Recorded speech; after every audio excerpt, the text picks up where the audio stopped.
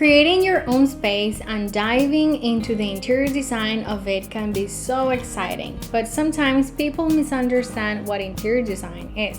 There are so many bad habits that we can make when creating a dream space for whatever reason.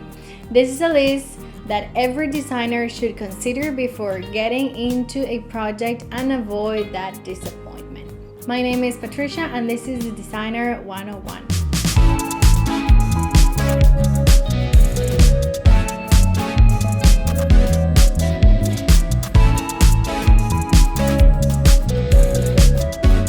Picking up colors or buying stuff. This sometimes is either one or the other, which is the worst. I once had a client so frustrated because what he had done with the place didn't satisfy him. The fact that you dedicate some time to picking an extra vase or a couple of bed sheets doesn't make a design complete, not even started. I'm sure you can pull something much more meaningful than a beige on the walls. Don't consider textures and materials. Interior design is everything you see when you enter a home, office, or a store. It creates a sensation, activates all your senses, and in some cases, gets your mood so well that makes you study the room to see why you like being there so much. This amount of feeling comes with the combination of everything, and literally everything that is in the room.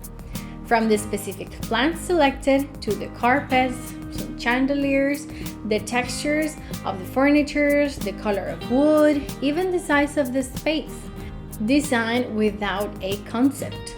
The fact that you liked a strip rug and a minimalism lamp and a very bright green doesn't mean that you have to put everything together in the same project.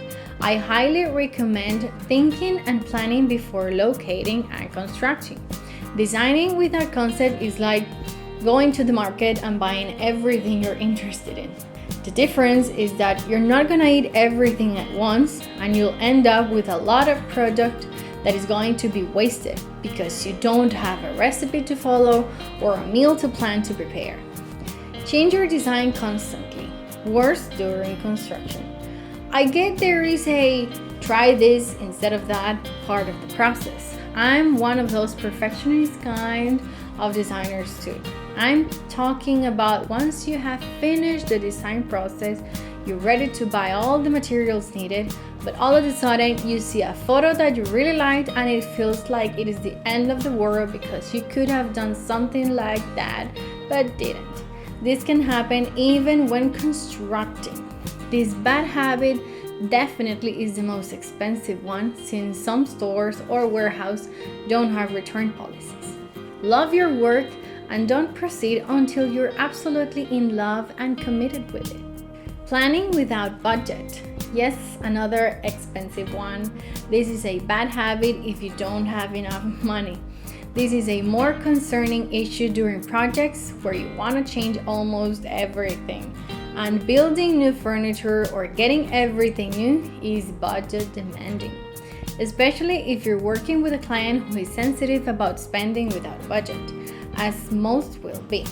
Planning without standard measurements. I'm totally guilty here. Happens most of the time in modeling softwares that you just draw as it looks better. Doesn't matter if it is a couple of inches larger or shorter, if you just looks better that way, so you end up with a custom-made article or several. And of course, there are no stores that offers that product, so you'll have to either change the dimensions or pay a very high bill on the item. The copy-paste. Very bad habit and very common. The copy-paste method is one of a kind, ironically.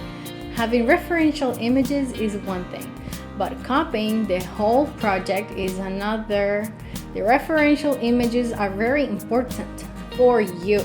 They help you untangle your ideas and you'll get an idea of what will go best for a specific project. I'm sure you and I can come up with a very high quality design, picking up a few things for one image and a few things for another one, plus your own ideas.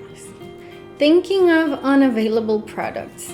It is common where you're downloading A few models here and there for lamps, sofas, chairs, or even plant pots for your final renderings.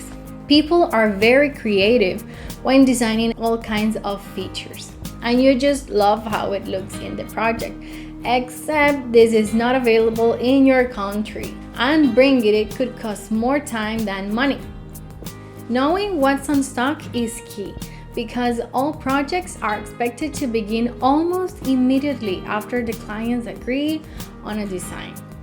Having bad habits is part of the process too. The key is to identify it, hopefully on time, to become the best version of yourselves and achieve some of the most wonderful designs you can think of. Don't worry if you make a few of these. After all, we're constantly learning from our experiences. Practice makes perfect. And that's it for today. I hope you liked this video and subscribe for more. See you next time.